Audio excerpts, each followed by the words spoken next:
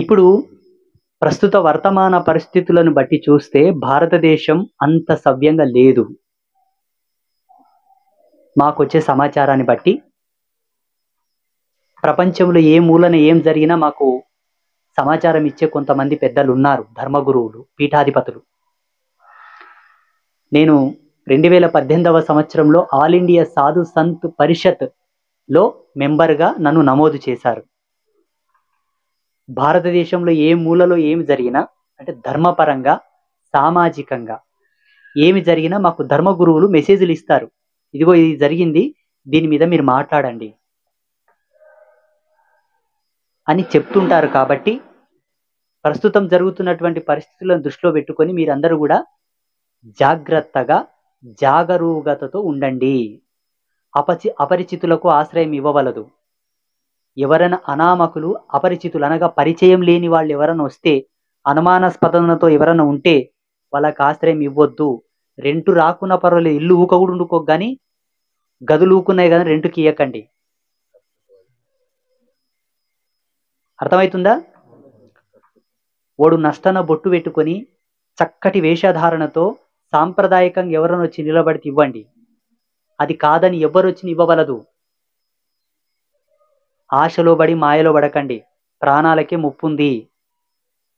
మొన్న రీసెంట్గా కర్ణాటకలో జరిగింది. ఇది మా దృష్టికి వచ్చింది కాబట్టి చెప్తున్నా. రెంట్కి ఇచ్చారట, 2 నెలల తర్వాత ఓనర్స్ని వేసి పడేశారు. కేవలం ఓనర్తో ఇంత డబ్బు ఉన్నదట, ఓనర్తో ఇంత డబ్బు ఉన్నదంటే ఇంత బంగారు ఉన్నదంట. ఈ మధ్యలో రెంట్కి ఇస్తున్నారని ఓ చనువు తీసుకుంటారు ఓనర్లు కూడా. పిలిచి నీళ్ళు ఇవ్వడం, మా ఇంట్లోనే ఉన్నారుగా, మా ఇంట్లో అద్దెకున్నారు కదా, కొంపలు మునిగిపోయినాయి. ఇంకొకటి, మన ధర్మం పరమహంస పరివ్రాజక తత్వం కన్నా గొప్పది. మన ధర్మం ప్రత్యక్ష అమృత సాగరం. మన ధర్మం సాక్షాత్తు శివస్వరూప సంభూతం. మన ధర్మం ఇంతకంటే ఎక్కువ గొప్ప వర్ణించలేను నేను, ఊకవు నెత్తికి జొరిన కాడికి చెప్తా. ఇంత గొప్ప ధర్మం ఏం చెప్పిందంటే, ఒక దేవాలయం ఎదుట కొంతమంది వ్యాపారస్తులు కూర్చొని ఉంటారు. దేవాలయం తాలూకు సంబంధించిన బిల్వపత్రి, పువ్వులు, కొబ్బరికాయలు, అగరబత్తులు, పసుపు, కుంకుమ, దేవాలయానికి సంబంధించిన వస్తువులు అమ్మడానికి కొంతమంది కూర్చొని ఉంటారు. దేవాలయాల పక్కల పుణ్యక్షేత్రాలకు వెళ్తే హైదరాబాద్లో ఎన్నో దేవాలయ, బల్కంపేట ఎల్లమ్మ దగ్గర అక్కడిక్కడ కూర్చొని ఉంటారు. మీరు భగవద్ దర్శనం కోసం వెళ్ళారా? దేవుని నుంచి శాపం పొంది, పాపం పొంది, కర్మ చుట్టుకుని పోతారా? పుణ్యం కోసం పోతారా? పోతారు. అక్కడ భగవంతునికి అర్పణం చేసేటటువంటి మెటీరియల్స్ అమ్మే వాళ్ళని చూడండి. ఒకవేళ వస్తువులు అమ్మేవాళ్ళు ఒకవేళ ముస్లిమ్స్ ఉన్నారా, క్రైస్తవులు ఉన్నారా, మీరు అడగండి, విచ్ ఈజ్ యువర్ రిలీజియన్, నీవు ఏ మతతత్వానికి సంబంధించిన వాళ్ళని అడగండి, అది నీ హక్కు. ఆబ్వియస్లీ మేము ముస్లిమ్స్ అంటారు అనుకోండి, కొనొద్దు. నేను డేర్గా చెప్తున్నా, కొనొద్దు. ఎందుకు కొనొద్దు స్వామి? వాళ్ళ మనుషులు గారా, వాళ్ళకు జీవనం లేదా, వాళ్ళకు భృతి లేదా అని మీరు అనుకుంటే మీద 2 కోణాలు నేను వివరిస్తాను. ఈనాడు ఇదే దర్గాల దగ్గర, ఇదే మసీదుల దగ్గర మన హిందువులను ఒక్కరినన్నా అమ్ముకొనిస్తున్నారా? ఇదే చర్చిల దగ్గర మన హిందువులను ఒక్కరినన్నా బ్రతుకు తెరువు ఇస్తున్నారా? సరే, ఇయ్యకుటే మనకేం బతకనికే లేదని మనల్ని అడుక్కోవద్దు. ఇక్కడ ఇంకొక తిరకాస్తున్నది. వాళ్ళ మత సాంప్రదాయాల ప్రకారంగా, వాళ్ళ ఆచార పద్ధతుల ప్రకారంగా వాళ్ళు రాత్రికి గొడ్డు కూర కూడా తిని పొద్దున్నొచ్చి షాప్ ఓపెన్ చేస్తారు, స్నానం చేయకుండా. ఒకవేళ గొడ్డు కూర తిని స్నానం చేసుకొని వస్తే పర్వాలేదా గురూజీ అని మీరు అనుకోవచ్చు. నష్టన బొట్టుండాలి, నడుమున మొలతాడు ఉండాలి. దాట్ ఈస్ ద సనాతన ధర్మ. అంటే బోడి బొట్టు వల్ల, నడుముకు మొడతాల వల్ల ఏం సింక్ ఉంది స్వామి అని మీరు అనుకోవచ్చు. ఈ సింకులు, ఈ కనెక్షన్లు, ఈ బేసిన్లు మీకు అర్థం కావు. నమ్మండి. దీంట్లో జీవ వైవిధ్యానికి సంబంధించిన మూలాలు ఉన్నాయి, మీకు అర్థం కావు. నేను చెప్తున్నా, నమ్మండి. లేదు, వాళ్ళు కట్టరు, పెట్టరు, ఓకే. రాత్రి సహధర్మచారిణితో సంభోగం చేసిన తర్వాత ఉదయం చక్కగా స్నానం చేసుకొని నష్టనింత భస్మం ధరించుకొని వచ్చి కూర్చుంటే వాడు పవిత్రుడు. వాళ్ళు చేస్తారు, తింటారు, స్నానం చెయ్యొచ్చు, చెయ్యకపోవచ్చు. మీకు అందరికి అర్థం కావాలని చెప్తున్నా, బాగా గుర్తుపెట్టుకోండి. ఇకపోతే అక్కడ కొబ్బరికాయలు, పువ్వులు, పసుపు, కుంకుమ అమ్మే వ్యక్తి నోట్లో పాన్ పరాకు పెట్టుకుంటాడు, ఎక్కడైతే గుట్కా పెట్టుకుంటాడు, తంబాకు పెట్టుకుంటాడు, ఇంకేదో పెట్టుకుంటాడు. వాళ్ళకి మర్యాదలు, ఈ గౌరవాలతో అవసరం లేదు. డబ్బు మీకు ఇవాళ ఏం తెలుస్తాయి? దర్శనం టైం అయినేమో తీసుకుపోయాడు, శివుని వాడేస్తా. మీకు ఎన్ని దగలాలు అన్ని తగులుతాయి, బాగా గుర్తుపెట్టుకోండి. భగవంతుడంటే పవిత్రతకే పవిత్రం, మాన్యతకే మాన్యత. మీకేం తెలుసు దేవుళ్ళ గురించి? మీ పిచ్చి మాలోకం ఏమో చేసేస్తుంటారు, ఏదో కావాలనుకుంటారు. కానీ ఇక పోని పొద్దు పోతుంది పోని అని గప్పుకుంటాం మేము. సమయం వచ్చింది కాబట్టి ప్రతి దాంట్లో మీకు ఒక గుర్తింపు, ఒక పరిపూర్ణమైనటువంటి విషయ పరిజ్ఞానం ఉండాలని చెప్తున్నాం. అక్కడ ధర్మానికి సంబంధించిన వాళ్ళు ఉంటే తీసుకోండి, లేకుంటే నా శివుడికి ఈరోజు నా ఆత్మ పుష్పము నా అర్పిస్తున్నానని చెప్పి ముందుకెళ్ళండి. కానీ నా భగవంతునికి పంచభూత స్వరూపమైనటువంటి కొబ్బరికాయను అర్పించకపోయినా నా దేహము కూడా పంచభూతముతో నిర్మాణం అయింది, నేనే నీకు అర్పణం అనుకో శివ అని మొక్కిరండి. కానీ కొనవద్దు, తీసుకోవద్దు.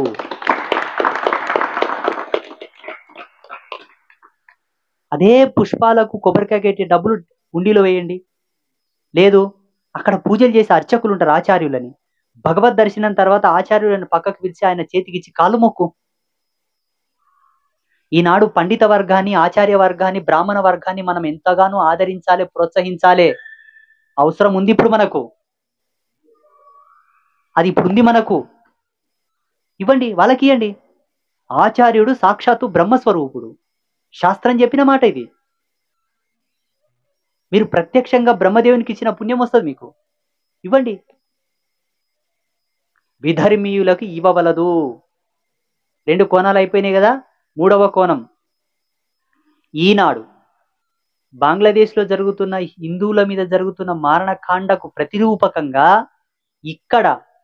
అక్కడ వాళ్ళు చేస్తున్న వాళ్ళ యొక్క వంశజులు, అక్కడ వాళ్ళ భావజాలానికి అనుకూలమైన వాళ్ళు ఇక్కడ ఉన్నారు. ఇక్కడ వాళ్ళను మనము నోరు మూసుకొని వాళ్ళ జాగ్రత్తలో వాళ్ళు బ్రతకాలంటే ఎకనామికల్గా వాళ్ళని దెబ్బ కొట్టాల. వాళ్ళ ఆర్థిక వ్యవస్థ మీద దెబ్బ కొడితే అణిగి మణిగి ఉంటారు. లేకపోతే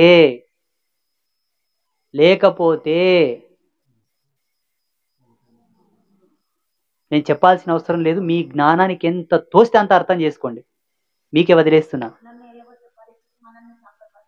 అన్నీ ఒకటి కాదు. ఇప్పుడు ఒకవేళ నేను తప్పు చెప్తే, ఒక నిమిషం, నేను తప్పు చెప్తే నాలాంటి సాధువులు 72 సంవత్సరాల నుంచి వర్లిండ్రు.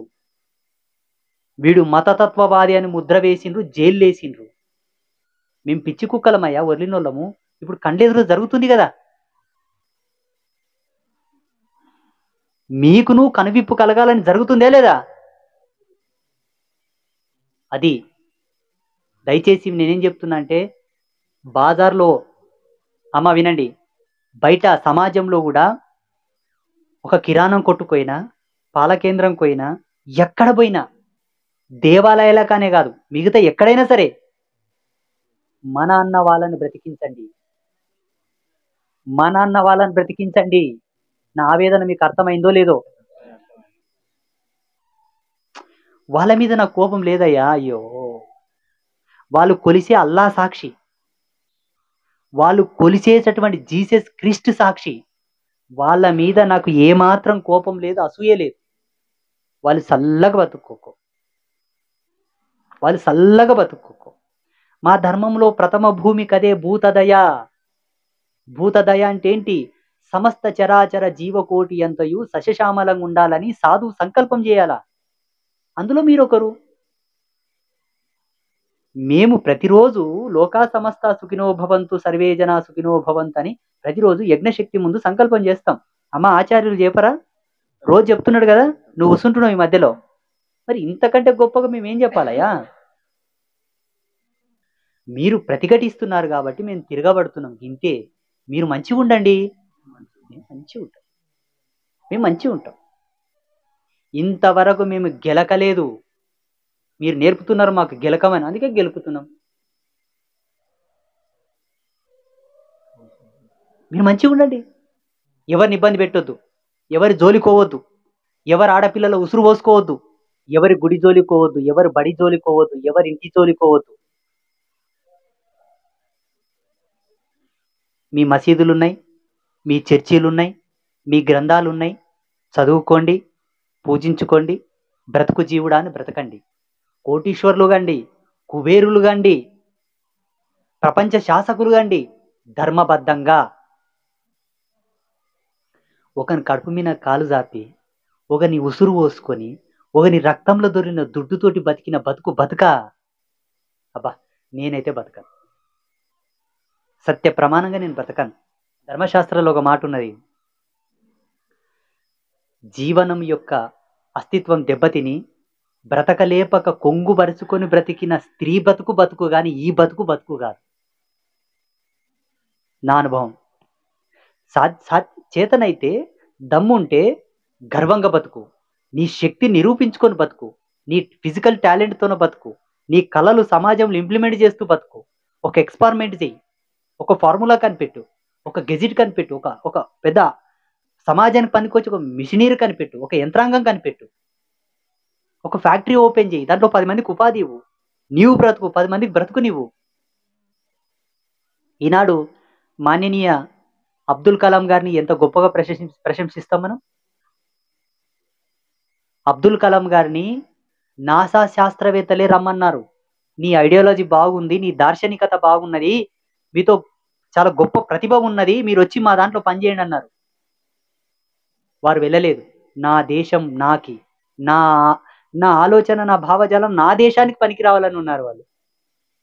ఆయన ఒక మహమ్మదీయుడే, ఏమని అంటాం ఆయనని. ఇప్పటికీ నా భక్తులు కూడా చాలా మంది హైదరాబాద్ మహానగరంలో నాకు వేల మీద లెక్క పెడితే 200-300 మంది భక్తులు ఉంటారు, ముస్లిమ్స్. నిజంగా ఉన్నారు. ఈ చుట్టుపక్కల ప్రాంతాల ఆత్మకూరున్న అమర్చింతనంటే కూడా చాలా మంది వస్తారు. వాళ్ళని చాలా గొప్ప మనసుతోటి దీవిస్తాను నేను.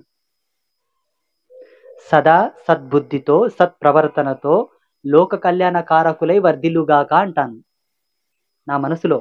ఎందుకంటే వీళ్ళు ఒకరికి ఇబ్బంది కలిగించొద్దు, వాళ్లకు ఒకరి నుంచి ఇబ్బంది కావద్దు. ఎందుకంటే నా పాదాల దగ్గరకు వచ్చింది, జగన్మాత పాదాల కాడికి వచ్చిరు కాబట్టి. చూడండి, ఇంత మనస్సుతో ఇంత బ్రాడ్గా ఎవరైనా అంటారా?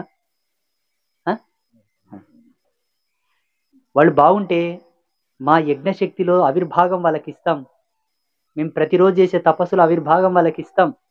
చల్లగా ఉండుకోకో, హ్యాపీగా ఉండుకోకో, ఇబ్బంది పెట్టొద్దు, ఒకరి జోలికి పోవద్దు, గిదే మేము కోరుకునేది.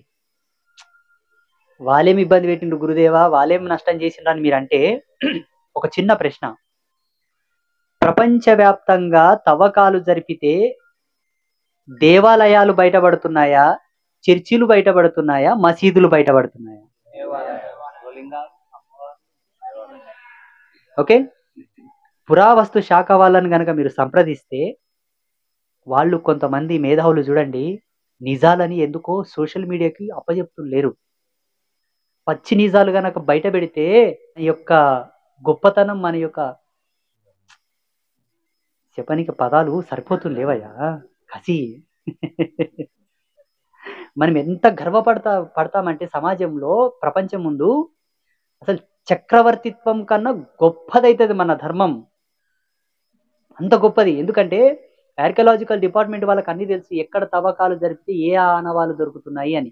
ప్రపంచవ్యాప్తంగా కుట్ర చాలా జరుగుతుంది మన వాళ్ళ మీద, వాస్తవాలను మరుగున పెడుతున్నారు. పురావస్తు శాఖ వాళ్ళను ప్రపంచవ్యాప్తంగా, భారతదేశంలో ఒకటే కాదు, ప్రపంచ దేశాలలో ఉండేటటువంటి పురావస్తు శాఖ వాళ్ళని మీరు సంప్రదిస్తే దేవాలయాల మీద మసీదులు ఉన్నాయా, మసీదుల మీద దేవాలయాలు ఉన్నాయి, ఫస్ట్ పాయింట్. సెకండ్ పాయింట్, దేవాలయాల మీద చర్చిలు ఉన్నాయా, చర్చిల మీద దేవాలయాలు ఉన్నాయా తెలుసుకోండి. రామచంద్ర, శ్రీకృష్ణ, గోవింద, ముకుంద, మురారి, నారాయణ. మన అస్థి పంజరాల మీద మీ విశ్వాసాలు ఉన్నాయి, మా రక్తపు ఏరుల మీద మీ నమ్మకాలు ఉన్నాయి. మా మీ కాదు మా. ఎన్ని చేసినా కూడా నేను ఆ మధ్యలో ఒక వీడియోలో చెప్పాను, మీరు సనాతన ధర్మాన్ని కనుమరుగు చేయాలనుకుంటే, మళ్ళీ రిపీట్ చేస్తున్నా, గుళ్ళు కడితే మళ్ళీ గుడి కట్టుకుంటాం, గ్రంథాలు తగలబెడితే మా డిఎన్ఏలోనే ఉంది ప్రకృతితో కనెక్షన్ అయ్యేది, సనాతనుల యొక్క రక్తంలోనే ఉంది ప్రకృతిని అర్థం చేసుకునే గుణం. మళ్ళీ ధ్యానంలో కూర్చుంటాం, మళ్ళీ డౌన్లోడ్ చేసుకుంటాం, మళ్ళీ రాస్తాం. ఎందుకంటే యోగం అనే ఒక ధర్మాన్ని, యోగం అనే ఒక మూలాన్ని ప్రపంచానికి అత్యున్నతమైనటువంటి పద్ధతిలో పరిచయం చేసింది హిందువే. యోగం అనేది ఎంత గొప్ప నాలెడ్జ్ అయ్యా. యోగం అంటే ఏంటనుకున్నావు? తను పరమాత్మతో కనెక్ట్ అవుట, తను ప్రకృతితో కనెక్ట్ అవుట, ప్రకృతిని పరమాత్మతో కనెక్ట్ చేయుట, పరమాత్మని విశ్వాంతరాలలో ఉండేటటువంటి పరబ్రహ్మముతో కనెక్ట్ చేయుట. ధ్యానం అంటే కళ్ళు మూసుకొని కూర్చునేది. ఎంత గొప్ప టెక్నిక్ అది. మీకు ఒక శాఖ మాత్రమే పరిచయం చేస్తారు ధ్యానం నేర్పేవాళ్ళు, యోగా నేర్పేవాళ్ళు. మూలమైనటువంటి వేద విజ్ఞానం ప్రకారం కనుక ధ్యానం చేస్తే చెట్టు మాట్లాడుతుంది, పుట్ట మాట్లాడుతుంది, చీవ మాట్లాడుతుంది, అన్ని మాట్లాడుతుంది. మాట్లాడుతుంది మీన్స్ మనలాగా కాదు, వాళ్ళ భాష వేరు, వాళ్ళ లాంగ్వేజ్ వేరు. ఆ లాంగ్వేజ్ మనకు అర్థమవుతుంది గంతే. అర్థమైందా? మాట్లాడుతుంది అంటే తెలుగు మాట్లాడుతుంది, ఇంగ్లీష్ మాట్లాడుతుంది అనుకుంటాం, మళ్ళీ కంపకు మంట పెట్ట. గ్రంథాలు తగలబెట్టినా ఏమే, నేను అడిగినప్పుడు ఇవ్వండి, నిలబడినట్లే ఆన్ చేసినావా? అప్పుడు మీరు గ్రంథాలు తగలబెట్టినా లాభం లేదు, గుళ్ళు కూల్చి మసీదులు కట్టినా లాభం లేదు, గుళ్ళు కూల్చి చర్చిలు కట్టినా లాభం లేదు, ఎన్ని కన్వర్టేషన్స్ చేసినా లాభం లేదు, ఎన్ని మత మార్పులు చేసినా లాభం లేదు. మీరు హిందువులను పడగొట్టాలంటే మీకు ఒక క్లూ ఇస్తా. ఇదినా, విశ్వాంతరాలలో వినిపించే ఓంకార ధ్వనిని ఆపండి. విశ్వాంతరాలలో ఒక సౌండ్ ఉందయ్యా.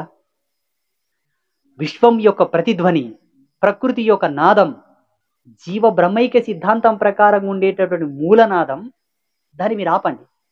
అప్పుడు హిందువు యొక్క అస్తిత్వం ఆగిపోతుంది. చేతనవుతుందా? తీసుకోండి, తీసుకోండి. It's my suggestion. ఇది నా సలహా, నా హెచ్చరిక. ఎందుకంటే నాకు తెలుసు సనాతన ధర్మం యొక్క మూలం ఏడుందని బాగా డెప్త్గా రీసెర్చ్ చేసిన, దొరికింది. పోగొడతావా? చేతనవుతుందా? అది అది అది దమ్ అంటే అది, ధైర్యం అంటే అది. చేతనైతే పోరాడు. Very easy. ఇక వాళ్ళ యొక్క విఘ్నత, వాళ్ళ యొక్క గొప్పతనం, వాళ్ళ యొక్క వివేకం, అవివేకం అర్థమైనా? నేను ఈ మధ్యలో వచ్చిన స్టేట్మెంట్లో ఒక చిన్న అవతల వాళ్ళకు నచ్చని యొక్క విషయం కూడా ఉన్నదట. కామెంట్లు వచ్చాయి కొన్ని, మా పిల్లలు చూపించారు. ఈ దేశం నిఖాష్టంగా హిందువులదే, కావాలంటే పరీక్షించుకోండి అన్నానట. మీదేనా? మాది కాదా? మేము 500 సంవత్సరాలు, 600 సంవత్సరాలు, 700 సంవత్సరాలు ఉన్నాం, మావి ఇవి ఉన్నాయి, అవి ఉన్నాయండి. ఉండొచ్చు, ఉండొచ్చు. ఒక కంపెనీలో 40 ఏళ్ళు పనిచేస్తావు. నేను 40 ఏళ్ళు పనిచేసినా నేనే ఓనర్ అంటావా? అంతే కదా, అంతే కదా. ఎస్, ఈ దేశానికి మీరు వలస వచ్చారు. నో, ఇండియా ఈజ్, భారతదేశం నిఖాష్టంగా మహమ్మదీయులదే, లేలే క్రైస్తవులదే, లేలే మా వామపంక్తివాదులదే. ఒక్క ప్రూఫ్ చూపెట్టండి భౌగోళికంగా, ప్రాకృతిక ధర్మం ప్రకారంగా ఒక్క మాన్యుమెంటల్ సర్టిఫికేట్ ఇవ్వండి. ప్రకృతి ఆధారంగా, నేచర్ అథారిటీ ప్రకారంగా డిక్లరేషన్ ఇవ్వండి. మీ యొక్క మూలం ఒకటనున్నదా? నేను 1,00,000 చూపిస్తా. హిమవత్ పర్వతం యొక్క గిరీశృంగము నుంచి ప్రవహించు గంగా ఎప్పుడు ఉద్భవించినది? భగీరథుడు ఉన్నప్పటి నుంచి ఇప్పటికీ గంగా నది. ఎప్పుడు భగీరథుడు? ఏ మన్వంతరం వాడు, ఏ యుగం వాడు, ఏ పీరియడ్ వాడు? భగీరథుడు గంగను నేలపైకి తెచ్చననున్నదా లేదా? గంగా నది ఉందా ఇప్పటికీ? అప్పుడు మీ వాళ్ళు ఉన్నారా భారతదేశంలో? ఇప్పుడు ఎవరిది భారతదేశం? యమునా నది. ఎవరి పేరు యమునా? ఫాతిమనా, బేగమా, మేరియా? యమునా ఎవరు? సరస్వతి, బ్రహ్మపుత్ర, నర్మదా, తుంగభద్ర, గోదావరి, కృష్ణ, భీమా. ఎవరు వీళ్ళంతా? మళ్ళీ మీ దేశం అయితే మీ వాళ్ళ పేర్లు లేవు. నదులను మేము నిర్మాణం చేసినామా? ఇప్పుడు గుళ్ళు గోపురాలు మేము కట్టినాం, నదులను మేము నిర్మాణం చేసినామా? ప్రకృతి మాత పరవశించి సహజ సిద్ధంగా జీవనాడులు ఎలా మన శరీరంలో ప్రవహిస్తున్నాయో, సప్తధాతు కేంద్రకాలు మన దేహంలో ఎలా ఉన్నాయో ఈ దేశంలో కూడా సప్త జీవనదులు ప్రవహిస్తున్నాయి. దేహం యొక్క నిర్మాణమే దేశ నిర్మాణ సంభూతం. అందుకే భారతదేశం గొప్పది. మన జీవనాడులు ఎట్లనో మన దేశంలో జీవనదులు అట్లా ప్రవహిస్తున్నాయి. తెలుసా? మనం నిర్మాణం చేయలేదు కదా. అది పక్కకెడదాం. భారతదేశం చుట్టుముట్టు మన మ్యాప్ను మొత్తం తీసుకుంటే, నైసర్గికమైన ఆ మ్యాప్ను మనం తీసుకుంటే హిమాలయ పర్వతాలు అన్నారు. కొన్ని వందల గ్రంథాల్లో హిమాలయ పర్వతాలు అని ఉన్నది. హిమవత్ పర్వతములు, హిమగిరులు. వాడెవడో ఇంగ్లీషుడు వచ్చిన తర్వాత ఎవరెస్ట్ అన్నాడు. వానికి అర్థం కాక మౌంట్ ఎవరెస్ట్ వాని భాషలో. మన భాషలో హిమవత్ పర్వతము, హిమగిరులు. ఈ పదము ఏ ధర్మానికి చెందింది? ఏ మతమునకు చెందింది? మళ్ళీ దాన్ని మరి ఎవడు నిర్మాణం చేసిండు? మనమేమన్నా నిర్మాణం చేసినామా? ఒక పెద్ద బిల్డింగ్ టవర్ కట్టినాడు, ఈఫిల్ టవర్ కట్టినాడు, మనం కట్టినామా? పోనీ మనమేమన్నా పేరు పెట్టినామా? హిమం అంటే ఏంటి? మంచు. ఆ పర్వత ఆవిర్భావము జరిగినప్పటి నుండి ఇప్పటి వరకు ప్రపంచంలో అంతకన్నా 100 రెట్లు ఎక్కువ మంచు కురిసే ప్రదేశాలు ఉన్నాయి, అంతకన్నా పెద్ద పర్వతాలు ఉన్నాయి. కానీ మనిషి స్వీకరిస్తే కూడా సైడ్ ఎఫెక్ట్ రాని ఏకైక మంచు పర్వతం హిమవత్ పర్వతమే. మన హిమాలయ పర్వతాల్లో కురిసే ప్రతి మంచు చుక్క, మంచు బిందువు ఆ చుట్టుపక్కల ఉండేటటువంటి మొక్కలు పీల్చుకొని బ్రతకగలవు, జీవరాశులు తాగిన బ్రతకగలవు. ఆ మంచు కరిగిన నీరు మనము కూడా తాగితే బ్రతుకుతాం. ప్రపంచంలో అంతకన్నా గొప్ప మంచు పర్వతాలు ఉన్నాయి, మంచు ప్రదేశాలు ఉన్నాయి. ఆ మంచు దేనికి పనికిరాదు. ఇప్పుడు నీళ్ళల్లో మంచి నీళ్ళు, ఉప్పు నీళ్ళు ఉంటాయా లేదా? ఉంటాయా లేవా? అలాగే మంచులో కూడా చాలా రకాలు ఉన్నాయి. మీరు కావాలంటే శాస్త్రవేత్తలను అడగండి. జీవ నిర్మాణమునకు, జీవము యొక్క ఉపయుక్తమునకు పనికొచ్చి ఏకైక మంచు పర్వతం మన హిమాలయ పర్వతం. ఎంత గర్వకారణం అయ్యా! చప్పట్లు కొట్టండి కదా. అంతకన్నా గొప్ప పర్వతం వింధ్యా పర్వతం. అగస్త్యుల వారు శాపం పెట్టిన తర్వాత తగ్గింది, కానీ అంతకన్నా పెద్దగా ఉండేది వింధ్యాచల పర్వతం. ఆ వింధ్యాచల పర్వతం యొక్క మూలాలు, ఆధారాలు మనకి ఎన్నో గ్రంథాల్లో ఉన్నాయి. ఆ గ్రంథాలు ఎప్పుడు రచించిరి, ఏ కల్పమునందు, ఏ మన్వంతరం నందు, ఏ యుగమునందు రచింపబడే? అప్పుడు మీ వాళ్ళు ఉన్నారా? మరి ఎట్లొచ్చింది వింధ్యాచల పర్వతం అని?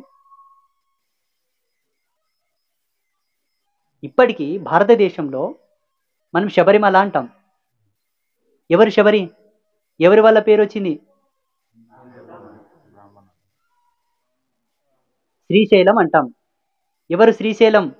ఎవరిది శ్రీశైలం? భద్రాచలం అంటాం.